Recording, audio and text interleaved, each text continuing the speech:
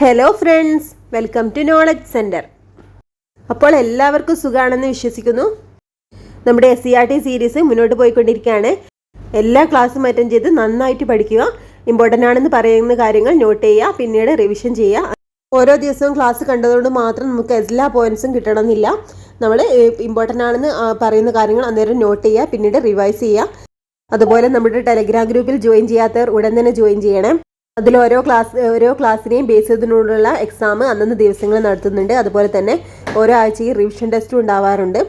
അത് ഓരോന്നും അറ്റൻഡ് ചെയ്യാൻ ശ്രമിക്കുക. റിവൈസ് ചെയ്ത് പോയാൽ മാത്രമേ നമുക്കൊരു വിജയത്തിലേക്ക് എത്താൻ കഴിയൂ. ഇനി വരുന്ന മെയ് മാസത്തിൽ ഒരുപാട് എക്സാംസ് PSC നടത്തുന്നുണ്ട്.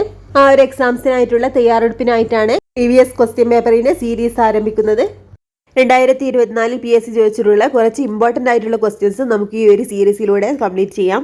നിങ്ങൾക്ക് ഈ ഒരു ക്ലാസ് ഇഷ്ടപ്പെട്ടാണെങ്കിൽ ഒന്ന് ലൈക്ക് ചെയ്യാനും അതുപോലെ നിങ്ങളുടെ അഭിപ്രായങ്ങളൊന്ന് കമൻറ്റ് ചെയ്യാനും മറക്കരുത്. അതുപോലെ സബ്സ്ക്രൈബ് ചെയ്യാതെ കാണുന്നവന്ന് സബ്സ്ക്രൈബ് ചെയ്ത് സപ്പോർട്ട് ചെയ്യണേ. നമുക്ക് നേരെ നമ്മുടെ ക്ലാസ്സിലേക്ക് പോവാം. 2024 PSC ചോദിച്ചിട്ടുള്ള ഇമ്പോർട്ടൻ്റ് ആയിട്ടുള്ള 50 ക്വസ്റ്റ്യൻസ് ആണ് നമ്മൾ ഈ ഒരു വീഡിയോയിലൂടെ ഡിസ്കസ് ചെയ്യുന്നത്. ഒന്നാമത്തെ ക്വസ്റ്റ്യൻ ആണ്, ദേശീയ മനുഷ്യാവകാശ കമ്മീഷനുമായി ബന്ധപ്പെട്ട് ശരിയായ പ്രസ്താവന ഏതെന്നാണ്. അപ്പോൾ ശരിയായ പ്രസ്താവനയാണ് ചോദിച്ചിട്ടുള്ളത്. അപ്പോൾ ഏതാണ് ഇതിൽ ആൻസറായി വരുന്നത്? കമ്മീഷന് ശിക്ഷ വിധിക്കാനുള്ള അധികാരമില്ല, ഗവൺമെൻറ്റിനോട് ശുപാർശ ചെയ്യാനുള്ള അവകാശം മാത്രമേ ഉള്ളൂ. കമ്മീഷൻ നടത്തിയ അന്വേഷണത്തിൻ്റെ അടിസ്ഥാനത്തിൽ നടപടികൾ ആരംഭിക്കാൻ കോടതിയോട് ശുപാർശ നൽകാം. ഇത്രയാണ് പ്രസ്താവനകൾ. ഇതിൽ ഏതാണ് ശരിയായിട്ടുള്ള പ്രസ്താവന? ഇതിൽ ഓപ്ഷൻ D ആണ് ആൻസറായി വരുന്നത്. ഓൾ ഓഫ് ദ എബവ്, അതായത് 1, 2, 3 ശരിയായിട്ടുള്ള പ്രസ്താവനകളാണെന്നാണ്.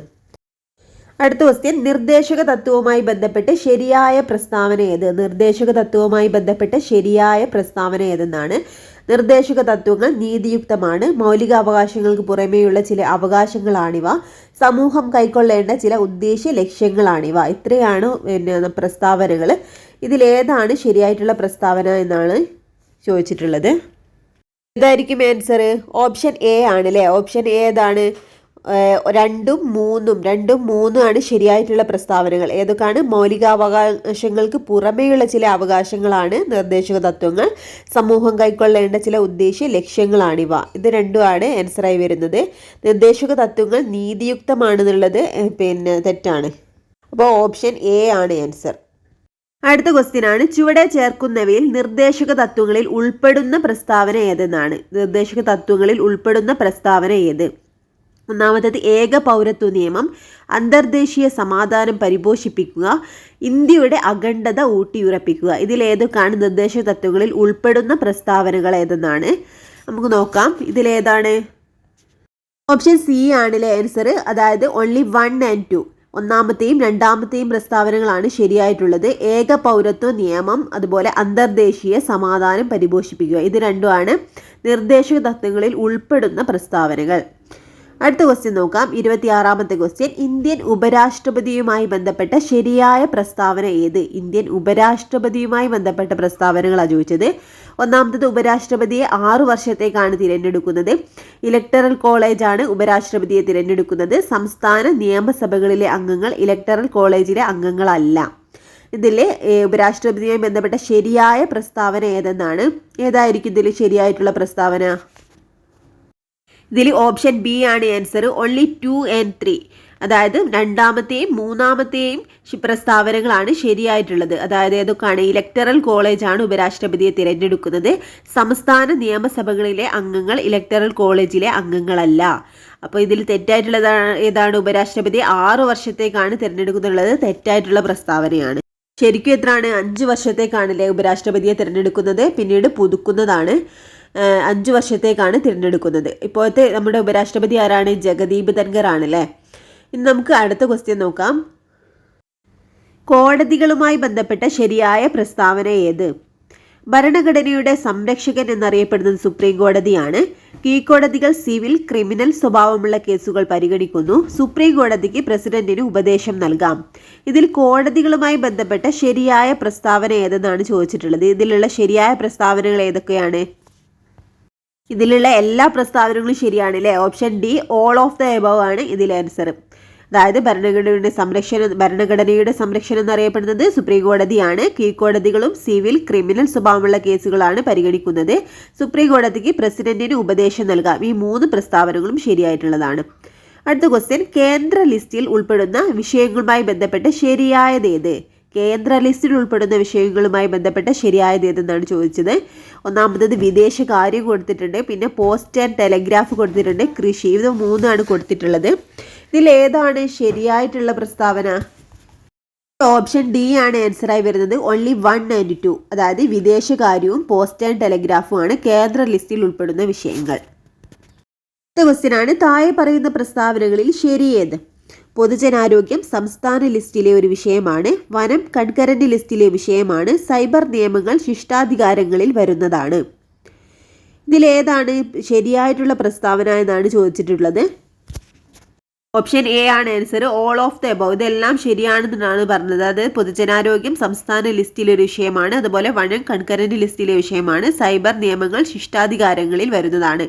അപ്പോൾ ഈ ഒരു ലിസ്റ്റുമായിട്ട് ബന്ധപ്പെട്ട് 2 ക്വസ്റ്റ്യൻ ആണ് ഒരേ ഒരു ക്വസ്റ്റ്യൻ പേപ്പറിൽ ചോദിച്ചിട്ടുള്ളത്. അതുകൊണ്ട് ഈ ഒരു ഭാഗം നന്നായിട്ട് പഠിക്കുക. ഇനിയും ക്വസ്റ്റ്യൻസ് ഇതിൽ വരാൻ സാധ്യതയുണ്ട്.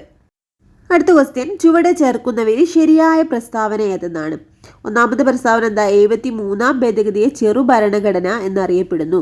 അടുത്തത് എന്താണ്? 74ാം ഭേദഗതിയിലൂടെ നഗരപാലിക സമ്പ്രദായം കൊണ്ടുവന്നു. മൂന്നാമത്തെ പ്രസ്താവന എന്താണ്? അനുച്ഛേദം 32 പ്രകാരം സുപ്രീം കോടതിക്ക് റിട്ട് പുറപ്പെടുവിക്കുവാനുള്ള അധികാരമുണ്ട്. ഇതിൽ ശരിയായിട്ടുള്ള പ്രസ്താവനകൾ ഏതൊക്കെയാണെന്ന് ചോദിച്ചിട്ടുള്ളത്. ഏതൊക്കെയാണ് ശരിയായിട്ടുള്ള പ്രസ്താവനകൾ? ഓപ്ഷൻ എ ആണ് ആൻസർ. അതായത് ഓൺലി 2 and 3, രണ്ടാമത്തെയും മൂന്നാമത്തെയും പ്രസ്താവനയാണ് ശരിയായിട്ടുള്ളത്. ഏതൊക്കെയാണ്? 74ാം ഭേദഗതിയിലൂടെ നഗരപാലിക സമ്പ്രദായം കൊണ്ടുവന്നു എന്നുള്ളതും അനുച്ഛേദം 32 പ്രകാരം സുപ്രീം കോടതിക്ക് റിട്ട് പുറപ്പെടുവിക്കുവാനുള്ള അധികാരമുണ്ട് എന്നുള്ളതാണ് ശരിയായിട്ടുള്ള പ്രസ്താവനകൾ. കേരള വനിതാ കമ്മീഷനുമായി ബന്ധപ്പെട്ട ശരിയായ പ്രസ്താവന ഏത്? അടുത്തൊരു ക്വസ്റ്റ്യൻ ആണിത്. കേരള വനിതാ കമ്മീഷനുമായി ബന്ധപ്പെട്ട ശരിയായ പ്രസ്താവന ചോദിച്ചിട്ടുള്ളത്. ഒന്നാമത്തെ പ്രസ്താവന എന്താ? ചെയർപേഴ്സൺ ശ്രീമതി സതീദേവിയാണ്. രണ്ടാമത്തേത് സ്ത്രീകൾക്ക് ക്ഷേമവും സുരക്ഷിതത്വവും ഉറപ്പു നൽകാനാണ് കമ്മീഷൻ രൂപീകൃതമായത്. മൂന്നാമത്തേത് കമ്മീഷന് ശിക്ഷാ നടപടികൾ സ്വീകരിക്കുവാനുള്ള അധികാരമുണ്ട് എന്നാണ്. ഈ 3 പ്രസ്താവനകളിൽ ശരിയായത് ഏതൊക്കെയാണെന്നാണ് ചോദിച്ചിട്ടുള്ളത്. അതായത് ഒന്നാമത്തെയും രണ്ടാമത്തെയും പ്രസ്താവനകളാണല്ലേ ശരിയായിട്ടുള്ളത്. അതായത് ഓപ്ഷൻ സി ആണ്. ചെയർപേഴ്സൺ ശ്രീമതി സതീദേവിയാണ്. അതുപോലെ സ്ത്രീകൾക്ക് ക്ഷേമവും സുരക്ഷിതത്വവും ഉറപ്പു നൽകാനാണ് കമ്മീഷൻ രൂപീകൃതമായത്. അപ്പോൾ കമ്മീഷന് ശിക്ഷാ നടപടികൾ സ്വീകരിക്കാനുള്ള അധികാരമുണ്ട് എന്നുള്ളത് തെറ്റാണ്. അടുത്ത ക്വസ്റ്റ്യൻ ആണ്, കേരള സംസ്ഥാന തിരഞ്ഞെടുപ്പ് കമ്മീഷനുമായി ബന്ധപ്പെട്ട ശരിയായ പ്രസ്താവന ഏത്? ഒന്നാമത്തത് എ ഷാജഹാനാണ് സംസ്ഥാന തിരഞ്ഞെടുപ്പ് കമ്മീഷണർ. രണ്ടാമത്തത് നിയമസഭാ തിരഞ്ഞെടുപ്പ് നടത്തുക എന്നതാണ് പ്രധാന ധർമ്മം. മൂന്നാമത്തത് തദ്ദേശ സ്വയംഭരണ സ്ഥാപനങ്ങളിലേക്ക് തിരഞ്ഞെടുപ്പ് നടത്തുക. അപ്പോൾ ഇതിലേതാണ് ശരിയായിട്ടുള്ള തിരഞ്ഞെടുപ്പ് കമ്മീഷനുമായി ബന്ധപ്പെട്ട ശരിയായ പ്രസ്താവന എന്നാണ് ചോദിച്ചിട്ടുള്ളത്. ഓപ്ഷൻ സി ആണ് ആൻസർ. ഓൺലി 1 and 3, അതായത് ഒന്നാമത്തെയും മൂന്നാമത്തെയും പ്രസ്താവനകളാണ് ശരിയായിട്ടുള്ളത്. എ ഷാജഹാനാണ് സംസ്ഥാന തിരഞ്ഞെടുപ്പ് കമ്മീഷണർ. തദ്ദേശ സ്വയംഭരണ സ്ഥാപനങ്ങളിലേക്കാണ് തിരഞ്ഞെടുപ്പ് നടത്തുന്നത്. സംസ്ഥാന തിരഞ്ഞെടുപ്പ് കമ്മീഷൻ തിരഞ്ഞെടുപ്പ് നടത്തുന്നത് തദ്ദേശ സ്വയംഭരണ സ്ഥാപനങ്ങളിലേക്കാണ്. ഇനി അടുത്ത ക്വസ്റ്റ്യൻ നോക്കാം.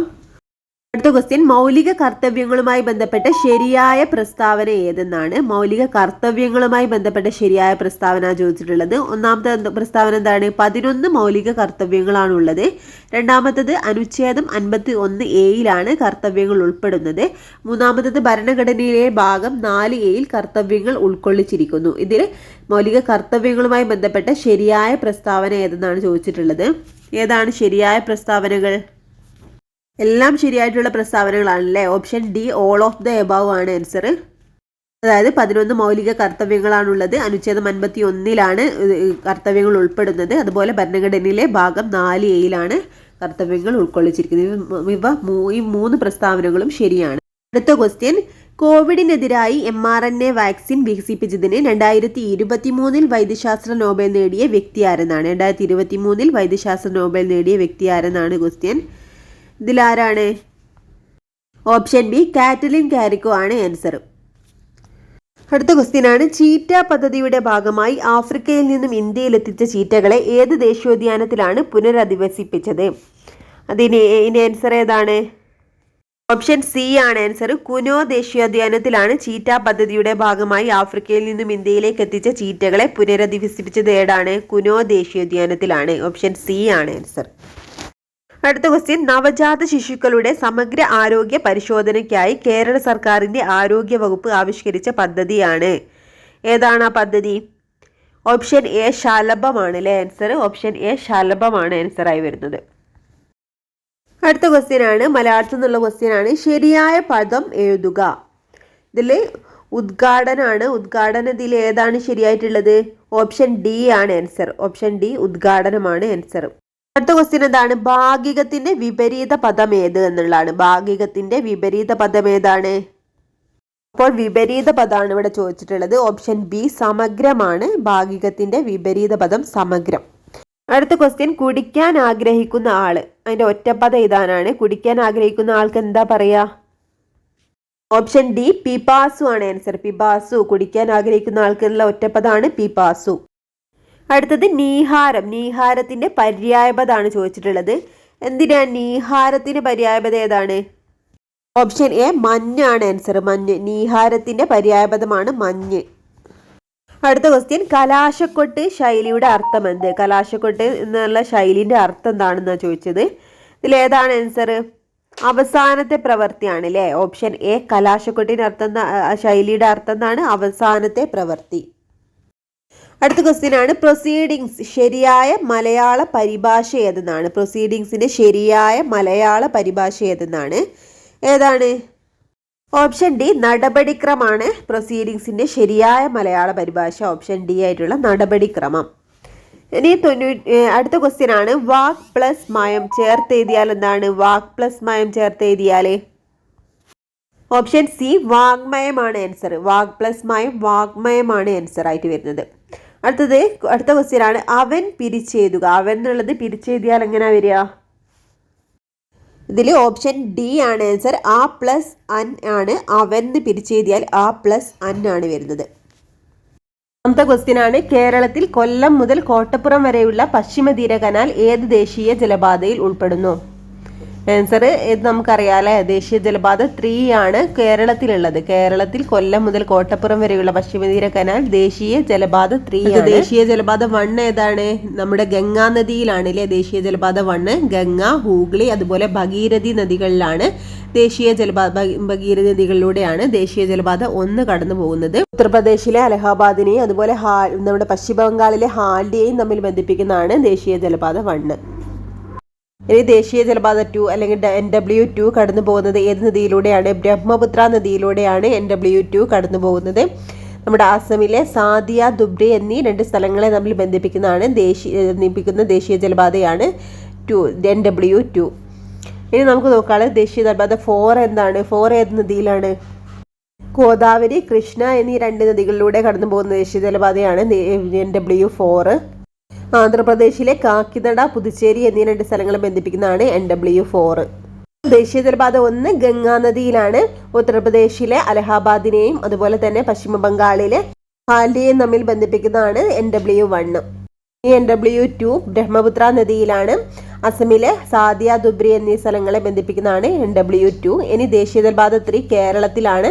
കേരളത്തിലെ കൊല്ലം മുതൽ കോട്ടപ്പുറം വരെയുള്ള സ്ഥലങ്ങളെ ബന്ധിപ്പിക്കുന്നതാണ് എന്ത്? നമ്മുടെ NW3. ഇനി ദേശീയ ജലപാത 4 എവിടാണ്? ഗോദാവരി, കൃഷ്ണ നദികളിലൂടെയാണ് NW4 കടന്നു പോകുന്നത്. ആന്ധ്രാപ്രദേശിലെ കാക്കിനഡ, പുതുച്ചേരി എന്നീ 2 സ്ഥലങ്ങളെയാണ് എന്ത് ബന്ധിപ്പിക്കുന്നത്? ദേശീയ ജലപാത 4 ബന്ധിപ്പിക്കുന്നത്. നമുക്ക് അടുത്ത ക്വസ്റ്റ്യൻ നോക്കാം. ഇന്ത്യയുമായി വടക്ക് പടിഞ്ഞാറ് അതിർത്തി പങ്കിടുന്ന രാജ്യം ഏത്? ഇന്ത്യയുമായി വടക്ക് പടിഞ്ഞാറ് അതിർത്തി പങ്കിടുന്ന രാജ്യം ഏതെന്ന് ചോദിച്ചിട്ടുണ്ട്. ഏതാണ് ആൻസർ വരുന്നത്? ഇപ്പം ഇന്ത്യയുമായി വടക്ക് പടിഞ്ഞാറ് അതിർത്തി പങ്കിടുന്ന രാജ്യം അഫ്ഗാനിസ്ഥാനാണ്. ഇനി അടുത്ത ക്വസ്റ്റ്യൻ ആണ്, യങ് ഇന്ത്യ പത്രത്തിന്റെ സ്ഥാപകൻ ആര്? ആരാണ് യങ് ഇന്ത്യ പത്രത്തിന്റെ സ്ഥാപകൻ? മഹാത്മാഗാന്ധി അല്ലെ. മഹാത്മാഗാന്ധിയുടെ പത്രമാണ് യങ് ഇന്ത്യ. യങ് ഇന്ത്യ നവജീവനൊക്കെ മഹാത്മാഗാന്ധിയുടെ പത്രമാണ്. 20ാമത്തെ ക്വസ്റ്റ്യൻ ആണ്, പാരമ്പര്യേതര ഊർജ്ജ സ്രോതസ്സിന്റെ സവിശേഷത അല്ലാത്തത് ഏത് എന്നാണ്. അപ്പം സവിശേഷത ആണ് ചോദിച്ചത്. സ്ഥിരം ക്വസ്റ്റ്യനിൽ എന്തൊക്കെ ആയിരുന്നു? പാരമ്പര്യേതര ഊർജ്ജ സ്രോതസ്സുകൾ ഏതൊക്കെയാണ് എന്നൊക്കെ ആയിരുന്നു ക്വസ്റ്റ്യൻ ചോദിക്കാറുള്ളത്. ഇതിപ്പോൾ സവിശേഷത ആണ് ചോദിച്ചിട്ടുള്ളത്. എന്താണ് ഈ ആൻസർ? ഓപ്ഷൻ സി ആയിട്ടുള്ള ശുഷ്കമായി കൊണ്ടിരിക്കുന്നു എന്നുള്ളതാണ് ആൻസർ. അതായത് പുനഃസ്ഥാപന ശേഷി ഉണ്ട്, ചെലവ് കുറവാണ്, പരിസ്ഥിതി പ്രശ്നങ്ങൾ ഉണ്ടാകുന്നില്ല എന്നുള്ളതൊക്കെ പാരമ്പര്യേതര ഊർജ്ജസ്രോതസ്സിൻ്റെ സവിശേഷതയാണ്. സവിശേഷത അല്ലാത്തതാണ് ശുഷ്കമായി കൊണ്ടിരിക്കുന്നു എന്നുള്ളത്. അതായത് പുനഃസ്ഥാപന ശേഷി ഉള്ളത് കൊണ്ട് തന്നെ അത് ഒരിക്കലും കുറയുന്നില്ല. ഇതാണ് ആൻസർ ആയിട്ട് വരുന്നത്. ഏതൊക്കെയായിരുന്നു പാരമ്പര്യേതര ഊർജ്ജസ്രോതസ്സുകൾ? കാറ്റിൽ നിന്നുള്ള ഊർജ്ജം, തിരമാലയിൽ നിന്നുള്ള ഊർജ്ജം, അതുപോലെ തന്നെ സൗരോർജ്ജം, ഇതൊക്കെ പാരമ്പര്യേതര ഊർജ്ജസ്രോതസ്സുകൾക്ക് ഉദാഹരണമാണ്. അടുത്ത ക്വസ്റ്റ്യൻ ആണ്, ഇന്ത്യൻ ഭരണഘടനയിൽ 6 മുതൽ 14 വയസ്സ് വരെയുള്ള കുട്ടികൾക്ക് സൗജന്യവും നിർബന്ധിതവുമായ വിദ്യാഭ്യാസം മൗലികാവകാശമാണ്. ഭരണഘടനയുടെ ഏത് അനുച്ഛേദമാണ് ഈ വിദ്യാഭ്യാസാവകാശം ഉൾപ്പെടുത്തിയിട്ടുള്ളത് എന്നാണ് ചോദിച്ചിട്ടുള്ളത്. ഏതാണ്? നമുക്കറിയാലേ, ഓപ്ഷൻ സി ആണ്. അനുച്ഛേദം 21A 6 മുതൽ 14 വയസ്സ് വരെയുള്ള കുട്ടികൾക്ക് സൗജന്യവും നിർബന്ധിതവുമായ വിദ്യാഭ്യാസം മൗലികാവകാശമാക്കി മാറ്റിയത്. അടുത്ത ക്വസ്റ്റ്യൻ ആണ്, ഇന്ത്യൻ ഭരണഘടനയിൽ മൗലിക കർത്തവ്യങ്ങളെക്കുറിച്ച് പ്രതിപാദിക്കുന്നത് ഏത് ഭാഗത്താണ്? ഇന്ത്യൻ ഭരണഘടനയിൽ മൗലിക കർത്തവ്യങ്ങളെക്കുറിച്ച് പ്രതിപാദിക്കുന്നത് ഏത് ഭാഗത്താണ്? അനുച്ഛേദം 4A മൗലിക കർത്തവ്യങ്ങളെക്കുറിച്ച് പ്രതിപാദിക്കുന്നത്. ഭാഗം 1 എന്താണ്? ഇന്ത്യൻ യൂണിയനും അതിൻ്റെ ഭൂപ്രദേശങ്ങളെയും പറ്റിയാണ് ഭാഗം 1 പറയുന്നത്. ഭാഗം 2 എന്താണ്? രാഷ്ട്ര പൗരത്വത്തെക്കുറിച്ചാണ് പറയുന്നത്. ഭാഗം 3 മൗലികാവകാശങ്ങളാണ്. ഭാഗം 3 ഭാഗം 4 രാഷ്ട്ര നയങ്ങൾക്കുള്ള അടിസ്ഥാന തത്വങ്ങളാണ് ഭാഗം 4 പറയുന്നത്. ഇനി ഭാഗം 4A മൗലിക കടമകളെ കുറിച്ച് പ്രതിപാദിച്ചിരിക്കുന്നത്. ഇനി അടുത്ത ക്വസ്റ്റ്യൻ ആണ്, ദേശീയ ഗാനമായ ജനഗണമന രചിച്ചതാര്? നമുക്ക് എല്ലാവർക്കും അറിയാം, രവീന്ദ്രനാഥ ടാഗോറാണ് ദേശീയ ഗാനമായ ജനഗണമന രചിച്ചത്. ഇതിൻ്റെ കൂടെ ചോദിക്കുന്നതാണ്, ദേശീയ ഗീതമായ വന്ദേമാതരം രചിച്ചതാരെന്നാണ്? ബങ്കിം ചന്ദ്ര ചാറ്റർജിയാണ്. അടുത്ത ക്വസ്റ്റ്യൻ ആണ്, കേരള സ്റ്റേറ്റ് സ്പോർട്സ് കൗൺസിലിൻ്റെ ഇപ്പോഴത്തെ പ്രസിഡന്റ് ആര്? ഇതിൻ്റെ ആൻസർ ആയിട്ട് വരുന്നത് ഓപ്ഷൻ ഡി ആണ്. ശ്രീ യു ഷറഫ് അലി ആണ് കേരള സ്റ്റേറ്റ് സ്പോർട്സ് കൗൺസിലിൻ്റെ ഇപ്പോഴത്തെ പ്രസിഡന്റ്. ചന്ദ്രയാൻ 3 ലാൻഡറിലെ പെലോഡുകളിൽ ഉൾപ്പെടാത്തത് ഏത് എന്നാണ് അടുത്ത ക്വസ്റ്റ്യൻ. ചന്ദ്രയാൻ 3 ലാൻഡറിലെ പെലോഡുകളിൽ ഉൾപ്പെടാത്തത് ഏതാണ്? ഓപ്ഷൻ ബി ആണ് അല്ലേ? ഓപ്ഷൻ ബി ഷെയ്പ്പ് ആണ് ആൻസർ. Option B shape.